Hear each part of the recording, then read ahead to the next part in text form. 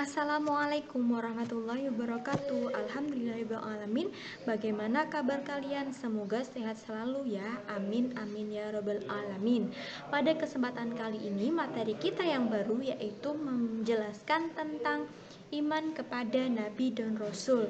Mungkin kalau kalian ingat, dulu kita sudah pernah membahasnya di kelas 4 ya. Namun untuk lebih jelasnya kita ulang lagi di kelas 5 ini. Sebelum kita memulai pembelajaran, marilah kita membaca basmalah. Bismillahirrohmanirrohim. Pengertian iman kepada Nabi dan Rasul. Nah, beriman kepada Nabi dan Rasul artinya kita percaya bahwa Nabi dan Rasul adalah manusia pilihan Allah yang diberi kepercayaan untuk membimbing manusia dan menyampaikan wahyu yang diperintahkan oleh Allah SWT.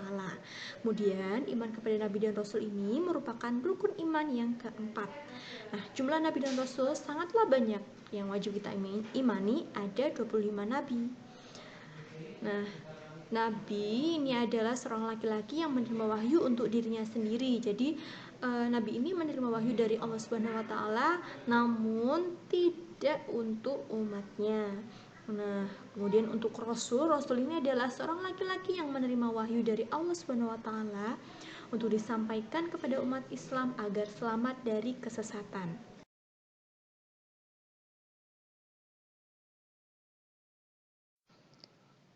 Perbedaan Nabi dan Rasul. Nabi dan Rasul memiliki perbedaan ya. Yang pertama, seorang Nabi itu menerima wahyu untuk dirinya sendiri. Namun Rasul menerima wahyu untuk dirinya dan disampaikan kepada umatnya. Kemudian, seorang Nabi belum tentu seorang Rasul, tapi seorang Rasul pasti adalah seorang Nabi. Kemudian Nabi yang pertama adalah Nabi Adam alaihissalam, Rasul yang pertama adalah Nabi Nuh alaihissalam. Kemudian Nabi jauh lebih banyak sedangkan Rasul jauh lebih sedikit. Seorang Nabi mendapatkan wahyu hanya melalui mimpi dan seorang Rasul menerima wahyu melalui mimpi dan secara langsung dengan malaikat. Kemudian ada Nabi yang dibunuh oleh kaumnya sedangkan Rasul diselamatkan oleh Allah dari percobaan pembunuhan yang direncanakan oleh kaumnya. Seorang Nabi memiliki 3 sifat wajib yaitu sidik, amanah, fatonah. Kemudian Rasul memiliki 4 sifat wajib yaitu sidik, amanah, fatonah, dan tabligh. Sifat wajib bagi Rasul itu ada 4. Yang pertama sidik artinya jujur. Seorang Nabi dan Rasul tidak mungkin bersikap bohong. Nah, kemudian yang kedua amanah artinya dapat dipercaya, kemudian fatona artinya cerdas, dan yang terakhir yaitu tabligh artinya menyampaikan. Nah, di sini kalau sifat wajibnya bagi Nabi hanya sampai fatona saja, sedangkan Rasul sampai tabligh. Kemudian sifat mustahil bagi Nabi dan Rasul. Yang pertama, kizib artinya bohong, yang kedua khianat artinya tidak dapat dipercaya, kemudian yang ketiga baladah artinya bodoh, yang keempat yaitu khitman artinya menyembunyikan.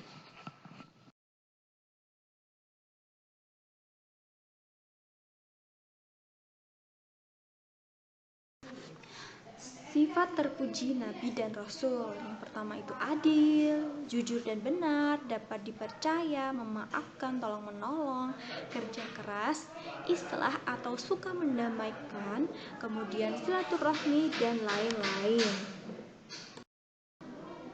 Rasul Ulul Azmi.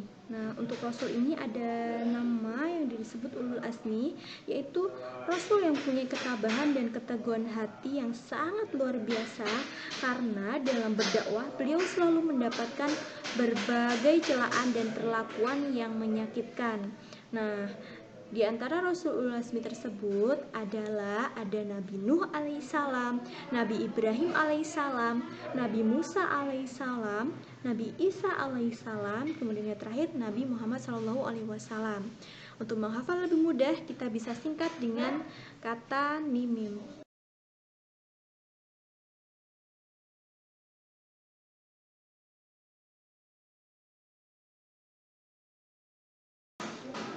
Sifat-sifat sifat terpuji Rasul Ulul Azmi diantaranya yaitu ikhlas, sabar, pemaaf, tekun, dan tidak mudah putus asa. Ajaran dan tugas Rasul Allah.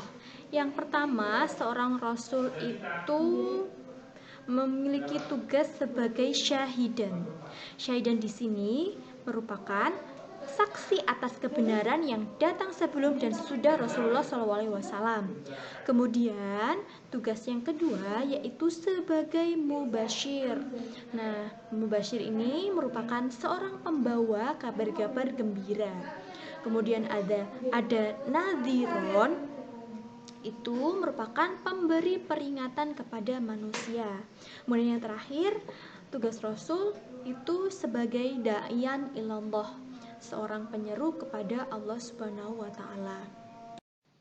Nah, anak-anak, mungkin cukup sekian penjelasan dari Ustazah. Semoga bermanfaat bagi kita semua ya. Nah, Ustazah akhiri. Wassalamualaikum warahmatullahi wabarakatuh.